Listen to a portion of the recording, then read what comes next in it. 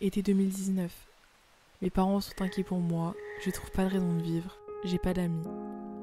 Septembre 2019, tu déménages en France. On est à côté en maths. On s'est regardé et puis on a rigolé, sans même avoir échangé un mot.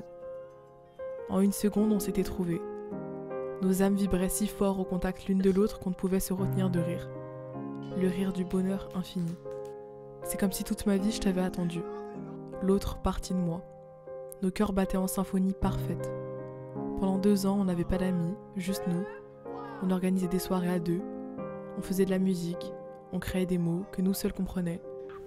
Parfois, j'avais l'impression que tout s'écroulait dans ma vie.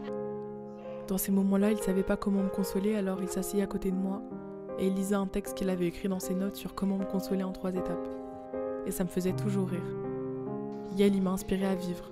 C'est un garçon génial. Yael, il aime danser, il aime chanter, il adore Beyoncé, la mode et les personnes âgées. Il aime parler des heures, il aime écouter surtout. Quand je suis avec lui, je réfléchis pas. C'est comme si j'étais toute seule avec une extension de moi-même. Il défendra toujours ceux que tu comprends pas, parce que lui, il essaye toujours de les comprendre, leur trouver une raison. Parce que, tout comme il m'aime moi, il aime toutes les créations de Dieu. Et c'est pour ça que je l'aime. Yael, c'est mon meilleur ami. Il m'a sauvé la vie et l'a rendue merveilleuse.